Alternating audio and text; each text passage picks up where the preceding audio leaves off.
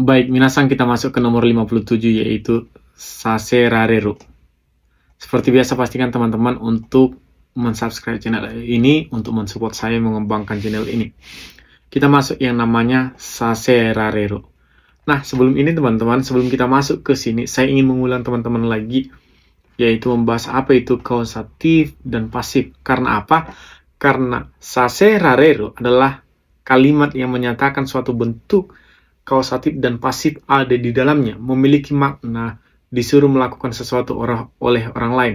Yang pertama, kalimat pasif adalah kalimat di mana seseorang melakukan sesuatu kepada kita, gitu. Contoh atau diawali bahasa Indonesianya imbu handi atau ter. Contoh, saya dibelikan ibu sebuah mobil. Itu adalah pasif, oke? Saya dibelikan ibu sebuah mobil, gitu. Atau untuk kausatifnya, ibu menyuruh saya makan, gitu. Ibu menyuruh saya makan. Sedangkan untuk Saserareru, ini adalah kalimat kausatif pasif, yaitu kalimat yang mengandung melakukan sesuatu, kita melakukan sesuatu oleh orang lain dalam bentuk pasif. Ribet banget ya. Jadi kita disuruh melakukan sesuatu oleh orang lain. Di kausatif tadi adalah melakukan sesuatu orang lain, kita disuruh orang melakukan sesuatu, itu adalah kalimat kausatif dan mengandung makna pasif. Cara pembuatannya gimana? Di sini ada contohnya, kita lihat dulu contoh ini. Watashi wa okasan ni gohan o tabe saserareru. Watashi wa okasan ni gohan o tabe saserareru. Saya disuruh makan oleh ibu.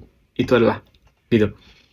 Saya disuruh makan oleh ibu mengandung kalimat disuruh, ya enggak? Itu adalah kausatif dan disuruh. Nah, kalau kita ubah ini ke dalam bentuk kausatif aja, ibu menyuruh saya makan, kan gitu. Ibu menyuruh saya makan dan mengandung kalimat pasif, gitu. Kalau bentuk pasif, nasi dimakan oleh saya, gitu. Kalau bentuk pasif, gitu. Karena kalau pasif itu lebih fokus kepada objeknya ya. Kalau contoh pasif yang ada objek sama pelaku dan yang kena objek itu contohnya adalah saya dibelikan mobil oleh ibu gitu. Nah, teman-teman, untuk lebih gampang kita lihat ke contoh, tapi sebelumnya coba lihat ke sini. Watashi wa itu subjek atau yang disuruh melakukan, kemudian partikel wa, ada yang menyuruh melakukan okasan, partikel ni, terus objek yang dikenai kegiatan, terus kata kerja kausatif pasif. Untuk cara pembuatannya ada di sini. Pertama golongan 1, akhiran umumnya menjadi U-nya berubah A, terus serareru. Kau, kawa serareru. Iku, ika serareru. Taberu, tabe sa serareru. Golongan 3, benkyou suru, benkyou saserareru. Kuru, kosa serareru. Hai, minasan daijoubu? Kita lihat ke contoh ya. Ichiban, shukujitsu ni haha ni ie no soji o tetsuda wa serareru. Shukujitsu ni haha ni ie no soji o tetsuda wa serareru. Di hari libur, aku disuruh membantu bersih-bersih rumah oleh ibu. Di hari libur, aku disuruh membantu bersih-bersih oleh ibu. Jadi di hari libur, gak usah kalau ditulis watashi wa-nya di sini, tapi langsung aja di hari libur saya gitu. Udah masuk membantu soji rumah oleh ibu. Ini yang menyuruh gitu. Yang ada ni-nya adalah yang menyuruh. Gakuse wa sensei ni ichiman ji no repoto o kakaseraremasu. Gakuse wa sensei ni ichiman ji no repoto o kakaseraremasu.